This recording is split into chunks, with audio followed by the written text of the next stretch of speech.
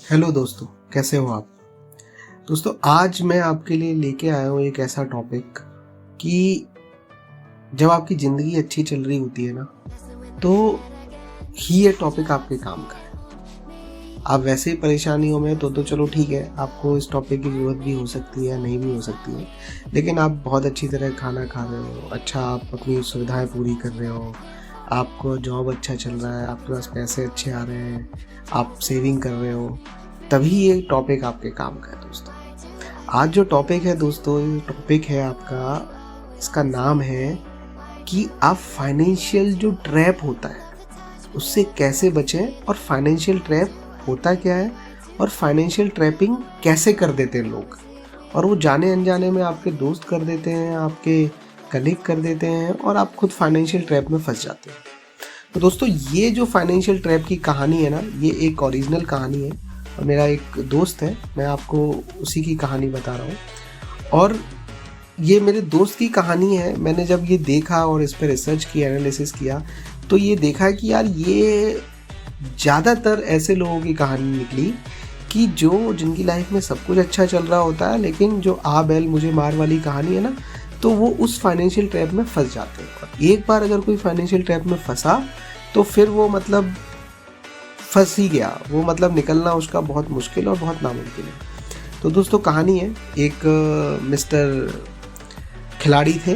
तो वो मिस्टर खिलाड़ी क्या है कि ऑफिस में एक आईटी सेक्टर में बहुत अच्छे पोस्ट पे थे, टीम लीडर थे। टीम लीडर एक बहुत अच्छी पोस्ट होती है, अच्छी सैलरी मिलती है, आपकी एक वैल्यू होती है, आपके नीचे एक टीम काम करती है, आप इंचार्ज होते हो प्रोजेक्ट के।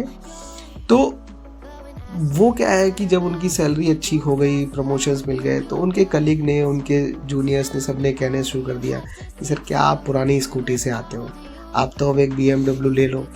तो वो बोले अरे क्या मजाक है, कुछ नहीं है, मेरे पास तो पैसे नहीं है। लेकिन फिर भी लोगों ने उन्हें चढ़ा दिया।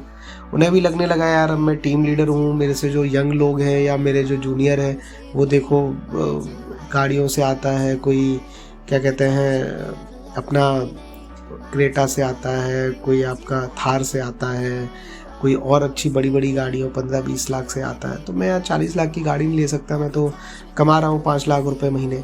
तो दोस्तों, क्या है कि वो क्या करता है कि इस फाइनेंशियल ट्रैप नहीं समझ पाता, और वो क्या करता है कि जो उनकी नीड थी, वो नीड से ज़्यादा की वो गाड़ी ले लेते हैं। ले ली उन्होंने गाड़ी, खूब मस्त आराम से पार्टी दी, सबको घुमाया, 5-6 महीने दोस्तों निकल गए। और उन्होंने सोचा कि यार मैं ओवर टाइम करके या वो दूसरे प्रोजेक्ट में सपोर्ट करके अपने ये पैसे वापस निकाल लूँगा यहाँ से। फिर क्या हुआ दोस्तों कि एक दिन जो वहाँ का CEO था, जो दूसरे बैठता था दूसरे कंट्री में, उस मल्टीनेशनल कंपनी का, तो वो आता है और देखता है कि यार ये तो लोग यहाँ पर ओवर टाइम कर रहे हैं और बहुत अच्छी बात है। लेकिन जब वो चेक करता है तो वो ये पाता है कि यार लोग ओवर टाइम के चक्कर में क्वालिटी जो वर्क है वो उसकी डिग्रेड हो रही है, और वो घास काटता है। फिर वो एनालिसिस करता है, बैठता है, देखता है कि किसने कितना ओवर टाइम किया, उसके रिस्पेक्टिव में उसने कितना आउटपुट दिया। तो दोस्तों, होता क्या है कि आदमी फिर वो देखता है कि यार ये कुछ लोग हैं जो केवल ओवर टाइम करने के लिए कर रहे हैं और क्वालिटी ऑफ वर्क नहीं कर रहे, टाइम काटने के लिए बस बैठे रहते हैं। तो वो क्या करता है, एक लिस्ट बनाता है और लिस्ट पकड़ा देता है वहाँ के CEO को, उस कंपनी के उस ऑफिस के हेड को, बोलता है इन लोगों को बेंच पे बिठा दो। अब आपको पता ही है दोस्तों, बेंच पे बैठना एक वो बेंच नहीं होता कि हम क्लास में बैठ के पढ़ रहे हैं। बेंच पे बैठना एक IT कंपनी में वो होता है कि भाई आप ऐसे प्रोजेक्ट पे काम कर रहे हो जो कंपनी के लिए इम्पोर्टेंट नहीं है। वो आज बंद, कल बंद हो जाए तो आज बंद हो जाए, कंपनी को उससे कोई फ़र्क नहीं पड़ेगा, और कंपनी ऑलरेडी छोड़ चुकी है, अपनी दे चुकी है तिलांजलि उसको कि भाई इससे हमको कुछ पता भी है तो, या कुछ फ़ायदा भी होने वाला है। तो दोस्तों, उसका भी नाम मिस्टर खिलाड़ी का भी आ जाता है उसमें। और अब उनकी दुनिया एकदम से बदल जाती है, क्योंकि अब जो ओवर टाइम के पैसे से वो किस्त भरते थे अपनी, वो चला गया। दूसरी चीज़, अब उनकी जॉब पे आ बनी। उन्हें ये लगने लगा कि यार अब मैं बेंच पे आ गया हूँ, तो अगर मैंने कोई प्रोजेक्ट नहीं ढूंढा जल्दी से जल्दी तो मेरी नौकरी भी जा सकती है। तो दोस्तों, होता क्या है कि जो लोग उसको चढ़ाते थे कि भाई गाड़ी खरीद लो, ये कर लो, वो कर लो, आप तो ऐसे लगोगे गाड़ी से जब उतरोगे, तो वो सारे लोग धीरे धीरे करके उनका साथ छोड़ देते हैं। अब दोस्तों क्या है कि, और वो जूनियर भी होते हैं तो उनको नौकरी मिलना आसान है, क्योंकि उनकी सैलरी कम होती है, हायर सैलरी पे नौकरी मिलना मुश्किल होता है। तो अब एक दिन उनकी दोस्तों नौकरी भी चली जाती है। अब क्या हुआ दोस्तों कि और उसी टाइम पे उनको एक मेडिकल इमरजेंसी आ जाती है उनके घर पे, और जो गाड़ी उन्होंने 35-40 लाख की ली होती है वो उनको इमरजेंसी में तुरंत के तुरंत 1 साल चलाने के बाद 20 लाख की बेचनी पड़ती है।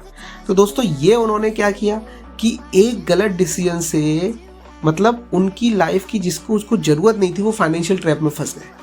तो दोस्तों आप भी एनालाइज करो कि आपने ऐसी कौन सी चीज़ें ली हैं अपनी लाइफ में जिसकी आपको ज़रूरत नहीं थी या जिसके बिना भी आपका काम चल रहा था, और आप बताइए, कमेंट करिए आपने जो चीज़ परचेज़ की है, और आप अपनी फाइनेंशियल जो फ्रीडम है या फाइनेंशियल जो आप एक स्टैंड अप रहना चाहते हो, फाइनेंशियल इंडिपेंडेंस रखना चाहते हो, उसके लिए आप काम करिए।